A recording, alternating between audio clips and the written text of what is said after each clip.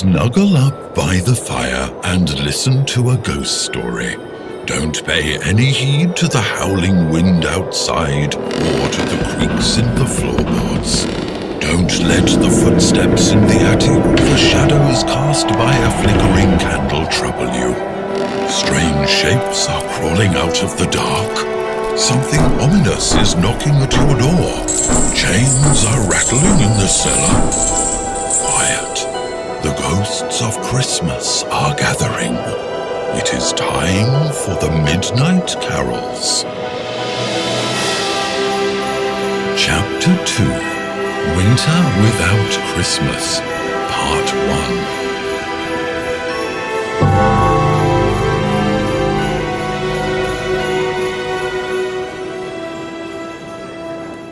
I'm quite aware that my fellow classmates consider me as something of an odd bird. Well, it is to be expected, given my studious disposition, my dislike of noise and partying, my inclination for things of the intellect, not to mention my distinct preference for the enjoyment of my own company over that of bumbling and shallow acquaintances. In truth, I don't think I ever belonged anywhere, nor with anyone. I loathed the constant one-upmanship within my boarding school, and didn't feel at home with my family. Even the books, stories, and small miracles of childhood held no more wonder for me anymore. Yet, I wasn't an adult either, and I was still coming to terms with life's dissatisfaction and loneliness. In short, what my life would turn out to be, I dreaded, and otherwise held no fear for what should have scared me. Everything changed during my last winter before coming to Oxford. I had joined the rest of my family for our traditional holiday in the Austrian Alps. As always, we were staying in a quaint remote village surrounded by pristine mountain landscapes and jagged snow-capped peaks. The hotel, a chalet located next to the slopes, was favoured by wealthy English tourists. To my parents' dismay, I had never taken any interest in mingling with the other guests, nor did I ever take part in any of the evening entertainments. I considered such activities as nothing more than frivolous pastimes for the empty-headed crowds. Most nights, I attempted to find pretext to excuse myself and avoid going to the dance. Besides the time I spent on the slopes, I enjoyed these moments of nocturnal solitude most of all. It was during one of these quiet evenings that, gazing at the wintry landscape through the windows, I was tempted to wander outside for a stroll. My parents enjoying themselves at the dance, and provided that I returned before midnight, they would be none the wiser. After taking my overcoat and snow boots, I slipped into the vast of night. The wooden chalets already slept, their roofs covered with snow. Puffs of bluish smoke swirled from the chimneys before dissipating in the wind. The world lay quiet, buried in snow. I made my way through the village. The chapel belfry was gleaming under the moonlight. I felt a frosty prickle deep within my chest. Something in the glacial expanse beckoned to me, and, for a short instant, I longed to explore the wintry landscape and leave the slumbering houses behind. I resisted the urge to walk toward the slopes. Instead, I began to walk back to the hotel. But something stirred in the icy wilds, something born of frozen nights and windswept heights. A whisper coming from the thoughtful desolation of frost and stone. An inhuman voice, wrought in the silence of dark hollows and immeasurable depths. Its wordless call echoed at the edge of my perception, grim, forlorn, and as majestic as the winter night. A breath of ice made the hair on the back of my neck stand on end. A frozen touch brushed against my soul, and, even though I didn't realize it at the time, laid its claim on me. I was under its spell before I let myself back in my room. Years of holiday in Tyrol had made me a rather good skier. Though a small consolation for my parents who wished I was more sociable. As far as I was concerned, nothing could provide more excitement than the swishing sound of ski, the blinding white of powdery snow, and the bite of crisp, clean air. Each day as I put on my ski shoes, I was overwhelmed by a surge of euphoria.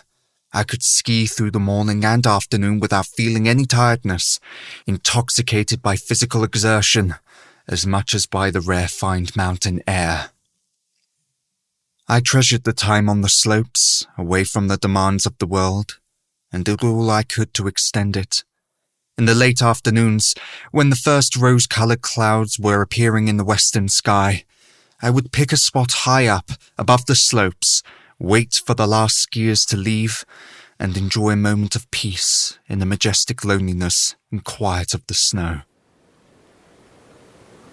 It was on one such occasion that, having spent a little more time than usual lost in contemplation, I found myself fumbling in semi-darkness to fasten my skis. Far below, lights began twinkling in the village. I was about to leave my spot when something compelled me to turn my eyes towards the mountains. The snowfields above me were glimmering, framed by the dark outline of exposed rocks. Something moved in the distance.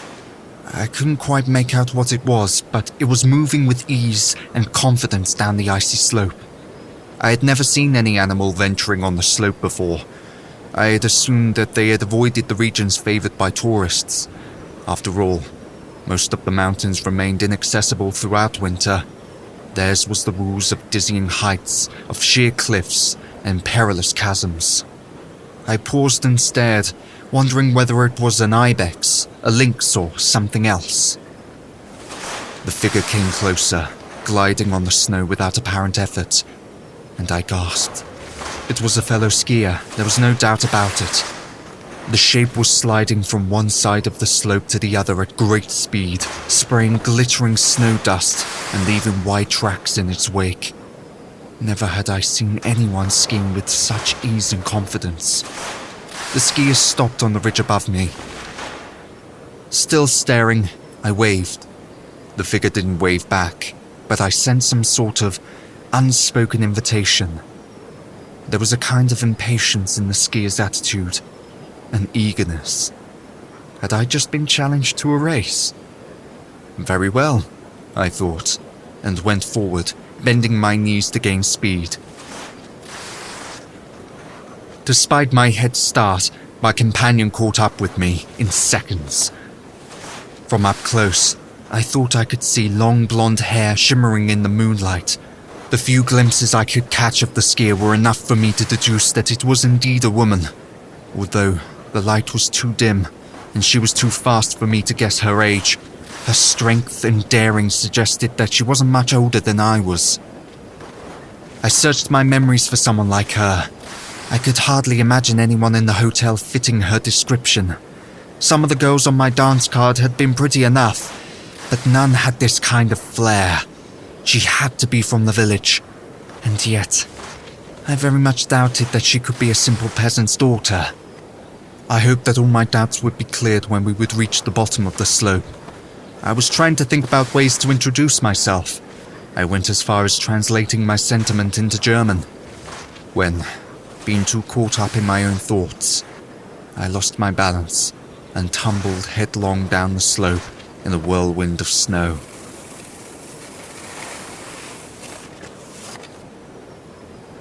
She was standing next to me when I opened my eyes. Tall, slender, graceful. That much the moonlight allowed me to see. My name is Algernon.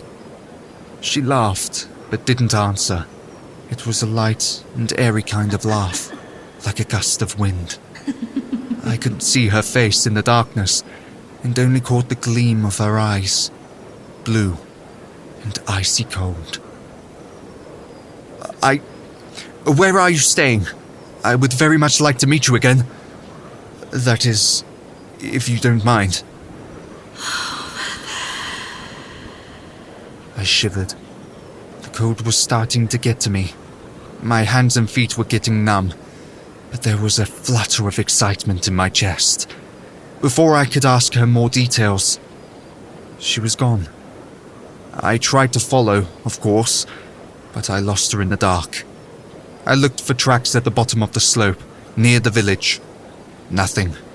An icy wind picked up, carrying gusts of snowflakes. The village was small, hardly more than a few hundred souls. We were bound to meet again. At least, that was what I told myself to temper my disappointment.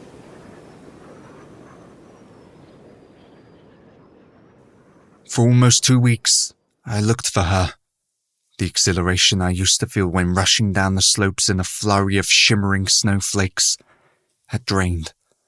Most days, I mostly focused on the faces of my fellow skiers, trying to pick her out from the crowd. When dusk was falling, I waited, eyes fixed upon snowy heights, expecting her to appear at any moment.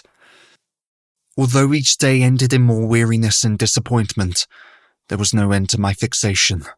Sometimes, either by virtue of my heightened faculty of observation or by some tricks of imagination, I would notice traces of her passage, a rustle within the fir trees, small tracks leading nowhere, whispers in the cold wind, the sense of a watchful presence hiding amidst snow and rocks.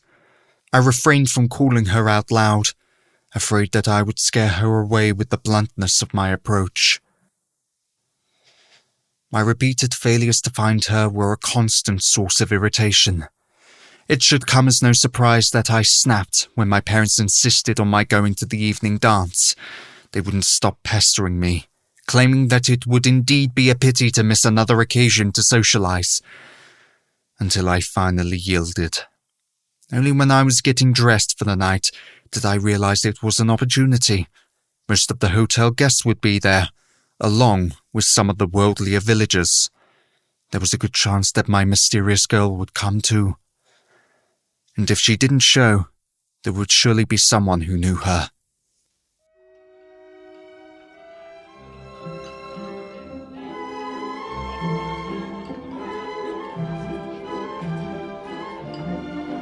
The hall was a tumult of blazing lights, dancing music, and colourful dresses.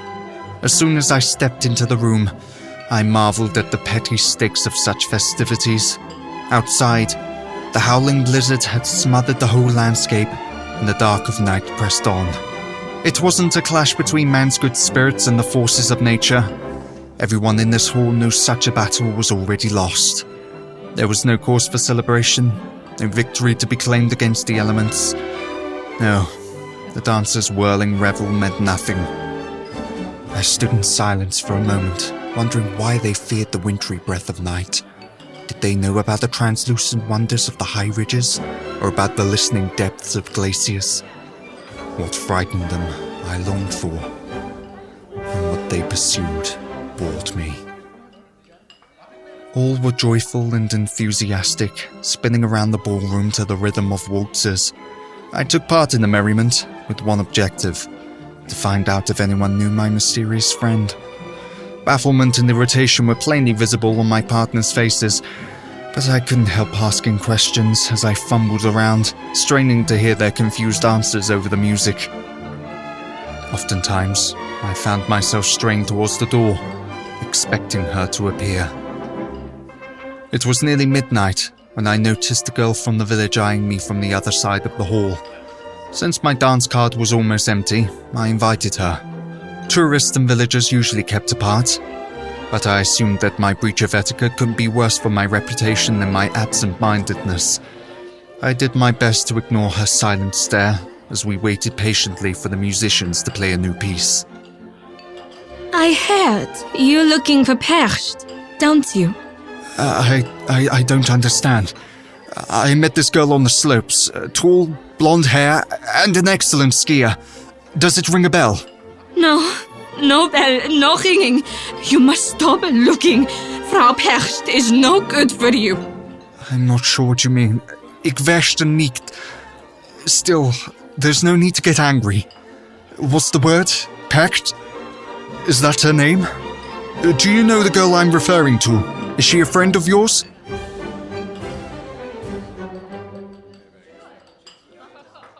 By the time I managed to convey what I wanted to say with a mix of German and English, the music had stopped, and my partner had pulled me towards her table. I attempted to take my leave, only for her to grip my shoulder and shake her head. A short but lively exchange ensued, of which I hardly understood anything until her sister intervened. She wants you to meet our mother. You can come if you have to. We live just outside the village. It shouldn't take too long. Look, I don't know what your sister wants. We were only dancing. You can rest assured that it was never my intention to cause offense, nor to— You seek the Schönperchten. How do you say, the white woman? Lady of the snow? Mother can help you. A strange combination of emotions washed over me. I should have been overwhelmed by anticipation and excitement, but I couldn't shake off a sense of unease. Was it the incongruity of the situation? The girl's cryptic expression? Why couldn't they give me her name and tell me where she lived? What would the girl's mother say? And why would they call her the Lady of the Snow? I assumed it was a nickname. And, well, it was quite fitting, albeit somewhat eerie. The sisters were waiting for my answer. There was a hint of urgency in the air, a tension that demanded to be relieved. Could you just tell me her real name? I've been trying to find her for weeks. No. She is a Teufelin. Do you understand? You must stay away. For a moment, her face reflected absolute terror. I glanced towards the sister. She was motionless, but something in her demeanor betrayed her unease. I promised I would visit their mother in the morning, if only to soothe the girl's anguish. That night, I went to bed thinking about the Lady of the Snow. I had already forgotten the cheerful music and the brightly coloured dresses of the dancers swirling around the ballroom. My mind was full of white, and all I could see behind my closed eyelids was the white crystals whirling in the silent expanse of the mountains. The next morning, after following the sisters' indications, I reached the land house located on the outskirts of the village. The storm had left a deep layer of snow on the roof, and the trees in the garden were covered with frost. My mind was buzzing with conjectures and anticipation. I had an inkling the villagers' views would be steeped in prejudice and superstition, yet I needed to know about this Lady of the Snow. I wouldn't rest until I could see her again, hear her windy voice, feel her touch. Would she be cold? I wondered. The land house door opened as soon as I had knocked, revealing a rustic interior.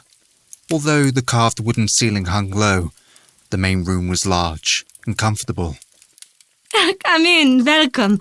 Want you something to eat? Some speck, yeah? I shook my head and stood awkwardly in the middle of the room. The girl's sister arrived soon thereafter, giving her arm to an elderly woman. They began talking in German. I didn't need to understand the words to know what they were saying. They were arguing over my visit. I was about to leave when the old woman raised her finger. Sitzen Sie, bitte. Sit down. I obliged her, and she came closer, shuffling her feet on the wooden floor. She took my face in her hands, then stared me in the eyes before sitting in a chair opposite to me. She addressed me in a German dialect I had never heard before, her eyes always fixed upon me, even as her older daughter translated her questions. She asked me about my family, my life in England. I shifted in my seat and made a move to get up and leave. Maybe the old woman had misunderstood the reason for my visit. Maybe she believed I was interested in her daughter. I wasn't about to waste any more of my time, while I could be skiing or walking the snowy forest paths. My mother would like you to tell her about the Percht. I told them about my habit of lingering on the slopes in the late afternoon, about my strange encounter. I even told them about my growing infatuation. As my story progressed, the daughter's expressions changed. The younger, A happy sort as far as I could tell, turned ashen grey, shaking and sobbing in silence. The older sister, my translator, dropped her irony for a kind of dull horror. Only the old woman showed no sign of surprise or dismay. You must not in the mountains go again. This creature is gefährlich. How to say? Perilous. Not human, not animal. Stay inside and forget about her, or she will come when you sleep. She will your belly cut open, and your guts she will stuff with straw. You understand? No more going in the mountains.